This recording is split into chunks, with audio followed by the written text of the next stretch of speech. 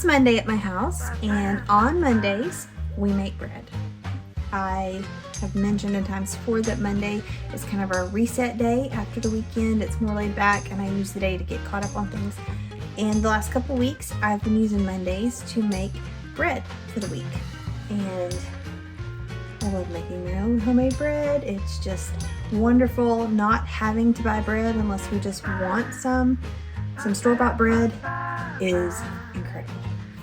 And the fact that I can get all of my bread for the week made up in just a really short amount of time with not a whole lot of complicated steps makes it even better.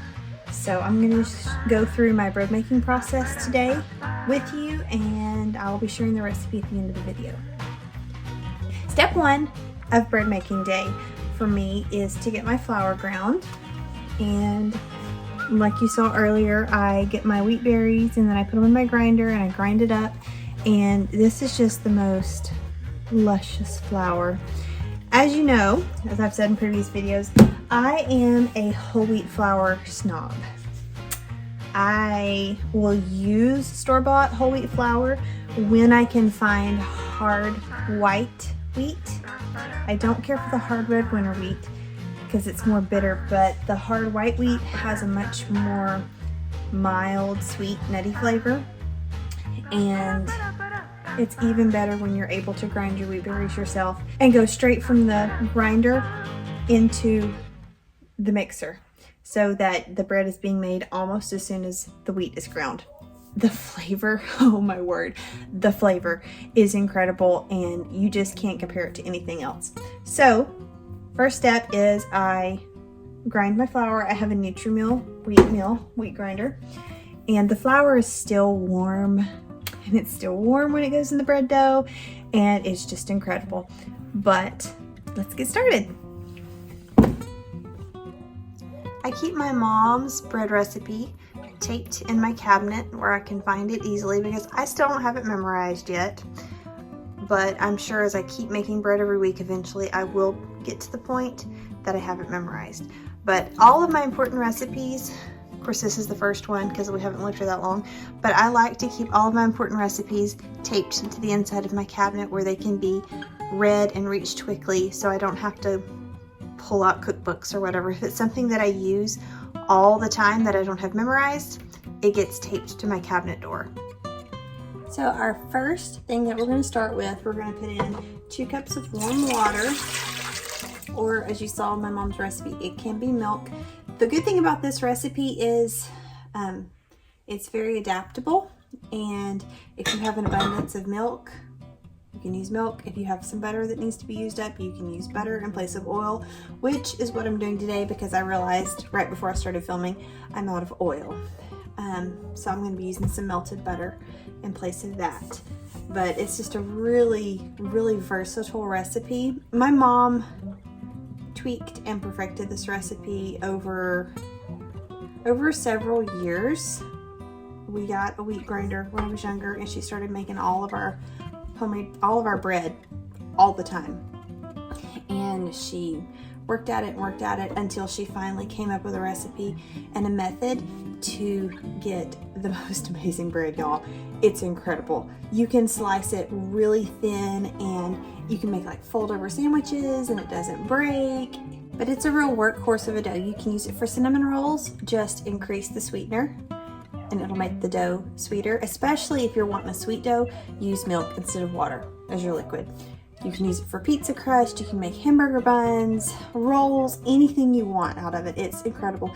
And it also works well with just a regular all-purpose white flour, but it shines its brightest when you make whole wheat bread dough. This is 100% whole wheat. There's no white flour at all. The only flour you need is whole wheat flour. So I've added my 2 cups of warm water, and then I'm gonna add my yeast. And I like to buy my yeast in bulk on Amazon, or sometimes you can find it at Walmart or H-E-B or Kroger, but I like to buy the big block of yeast. And then I'll just keep it in a jar with a lid. And next we're gonna need our oil. and our sweetener. And today, because I'm out of oil, I'm using melted butter and I'm using honey. So I've got my 1/4 cup of butter, melted butter here, and I'm actually gonna put my honey right in the same jar, right in the same measuring cup, because I don't like to measure honey and then have to like scrape out the measuring cup or whatever. So if you have a recipe that has like butter and honey, or oil and honey, if you measure the oil first and then put the honey on top of it, it'll just come right out. So I'm gonna add my 1/4 cup of honey. There we go. And then add it into this. Well, in theory it works. I guess it doesn't work as well with melted butter as it does with oil. Imagine that. So guess what? I get to scrape it out.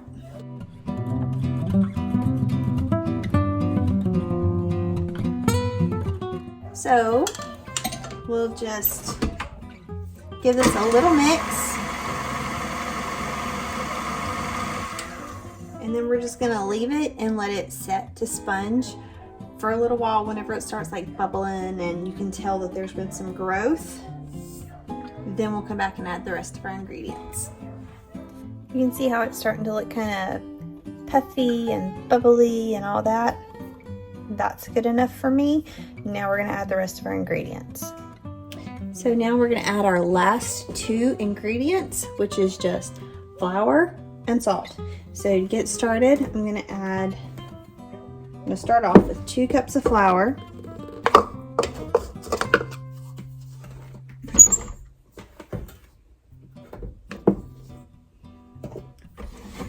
And just let it mix.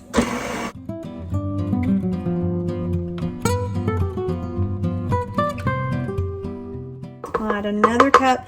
I like to add my salt in with my flour because for whatever reason, I'm terrified that the salt is going to kill my yeast. So I'll add it in with the flour and let it mix in that way. My fears may be totally unfounded, but for whatever reason, it's just one of my bread making hang-ups that I have.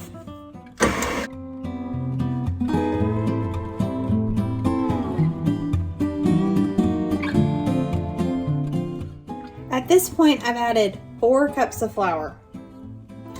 And the recipe that I'm using gives an approximate amount of flour. Some days you need more, some days you need less. It just really depends on the weather. If it's a more humid day, then you'll need a little more flour. If it's a drier day, then you'll need a little less. It just really depends on the day. So I've added 4 cups, and now I'm going to see if I need more than 5 cups or right at 5 cups. So we'll see.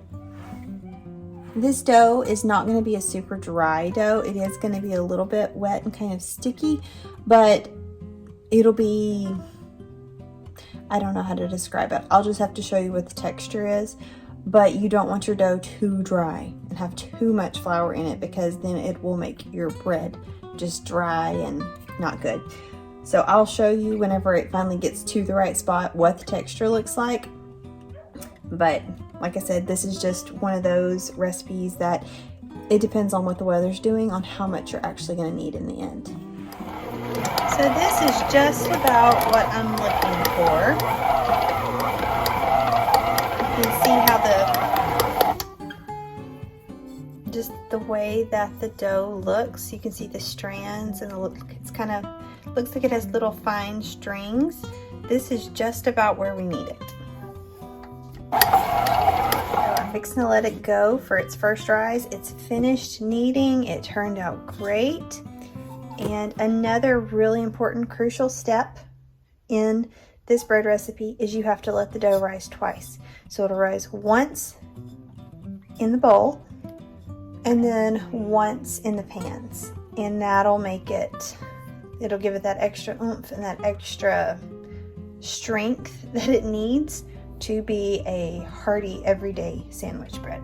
But you can see what the texture looks like. It looks perfect. I'm so excited. So I'm just going to cover this with saran wrap and leave it to double in size. And again, the time that it takes for it to double in size varies every time I make the bread. It just depends on how warm the kitchen is, you know, how humid it is. I really don't know, so that's why the recipe doesn't give a specific let it rise for 20 minutes, let it rise for 22 minutes. It just depends on the day. So go by doubled in size, and for me in this bowl, doubled in size is going to be just about to the top.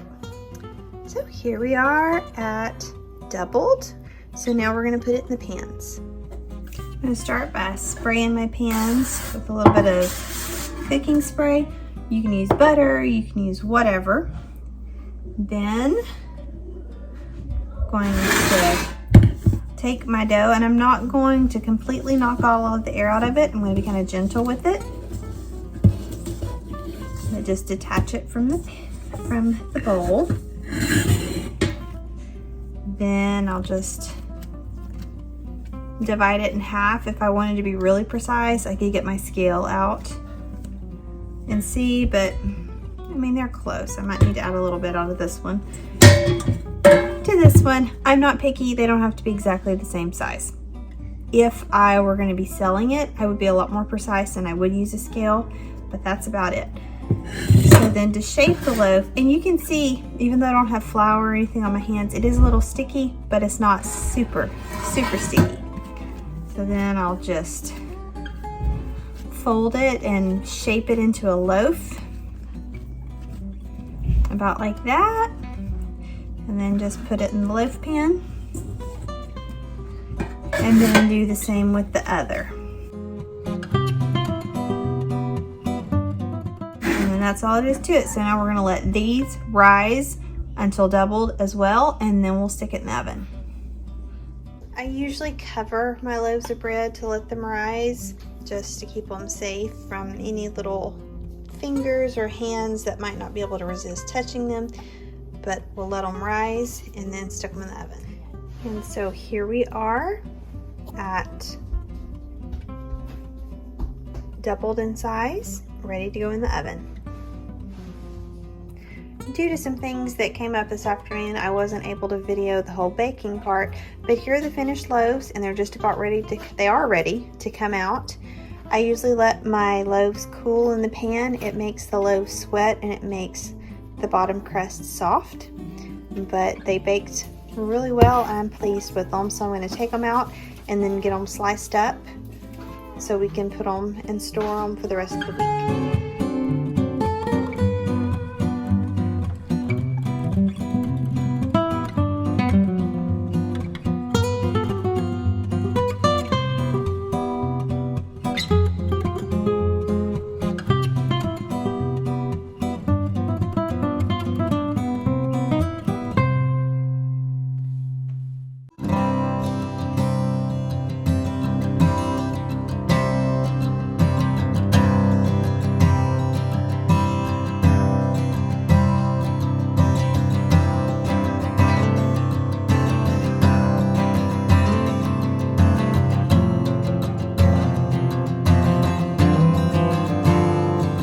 Watching today's video, and I'll be back soon with another one. In the meantime, you can follow me on Instagram. I post updates there at least twice a week, sometimes more, recipes, inspiration, just what all we've got going on around the house. And please be sure to subscribe so you don't miss out on whenever I post new videos. Thanks.